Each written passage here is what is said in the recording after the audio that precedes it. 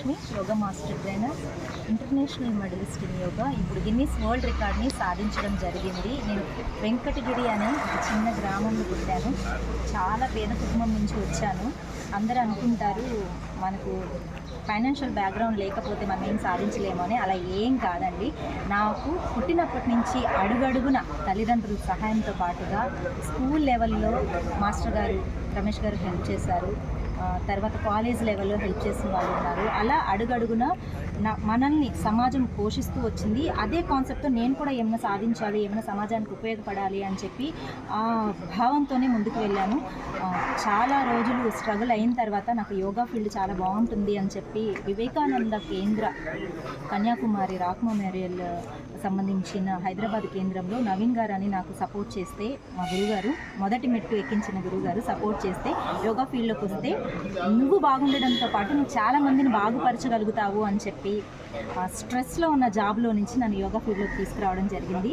అలా యోగా ఫీల్డ్లోకి వచ్చిన తర్వాత ఒకసారి ఆ ఫీల్డ్లోకి వచ్చిన తర్వాత అందరూ అనుకుంటారు జస్ట్ ఆరోగ్యం కోసం మనం నాలుగు ఆసనాలు వేసి వెళ్ళిపోదాంలే అని. కాదు, యోగాలోకి వచ్చిన తర్వాత ఎందుకో తెలీదు భగవంతుడే నాకు చెప్పినట్లు అనిపించింది. అందులో ప్రతి లెవెల్లోనూ 3 months కోర్సు నుంచి 6 months కోర్సు నుంచి పీజీ నుంచి తర్వాత central government quality council of India పెట్టే ఎగ్జామ్స్ అన్నీ రాయడము, ఇలా కాంపిటీషన్స్లో పార్టిసిపేట్ చేయడము, మెడల్స్ సాధించడం, ఇవన్నీ కూడా నాకు ఒక మోటివేషన్ ఇచ్చాయి. అంటే సాధారణమైన మహిళను, నాకంటూ ఏమి గుర్తింపు లేదు, అలాంటి నన్ను నాలో ఉన్న శక్తిని నిరూపించుకునే ఒక సాధనంలాగా నాకు యోగా ఉపయోగపడింది. అలా మెల్లమెల్లగా అంచెలంచెలుగా కుటుంబ సభ్యుల సహకారంతో, గురువు సహకారంతో, నా తోటి స్నేహితుల సహకారంతో మెల్లమెల్లగా అలా యోగా క్లాసెస్ స్టార్ట్ చేయడం కంటిన్యూ చేస్తాను.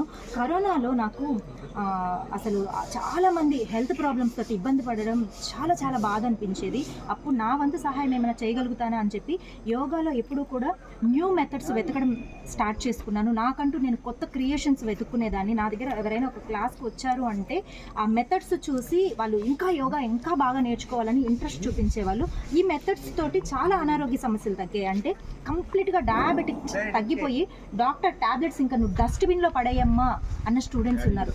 వెయిట్ చాలా విపరీతమైన వెయిట్ ఉండి స్ట్రెస్ ఫీల్ అవుతూ అనారోగ్య సమస్యలతో ఇబ్బంది పడే వాళ్ళందరూ కూడా యోగాలో వాళ్ళు చాలా ఆరోగ్యాన్ని సాధించి చాలా హ్యాపీగా ఉన్నారు. థైరాయిడ్ కంప్లీట్గా క్యూర్ అవ్వదు అన్న థైరాయిడ్ క్యూర్ అయ్యింది. నేను ప్రతిరోజు ఒక స్లోగన్ చెప్పిస్తాను స్టూడెంట్స్ చేత, believe in your self, believe in yoga అని చెప్పి ప్రతిరోజు చెప్పిస్తాను. దీంతో పాటు I'm the happiest person in the world, I'm the very healthiest person in the world అని చెప్పిస్తాను. ఈ కాన్సెప్ట్ని తీసుకెళ్ళాను. నా థీమ్ కూడా ఏంటంటే నో హాలిడే. ప్రతిరోజు ఎలా అయితే భోజనం చేస్తున్నామో అలా ప్రతిరోజు యోగా సాధన చేయాలి అని 365 days క్లాసెస్ని కంటిన్యూ చేస్తున్నాను. దీనివల్ల ఆరోగ్యం ఇస్తుంది. ఏదో 4 రోజులు చేసాం, 5 రోజులు చేసాం, ఆపేసామంటే రాదు.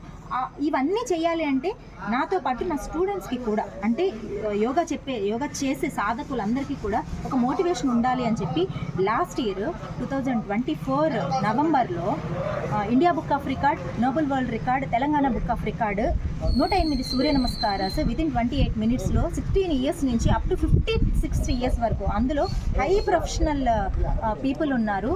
అది కూడా అమెరికాలో ఉన్న వాళ్ళు కూడా, సాఫ్ట్వేర్ ఎంప్లాయీస్ కూడా ఇండియాకి వచ్చి పార్టిసిపేట్ చేసి రికార్డ్ని సాధించేసాము. అప్పుడు ఇక చాలా చాలా ఆనందాన్ని ఇచ్చింది.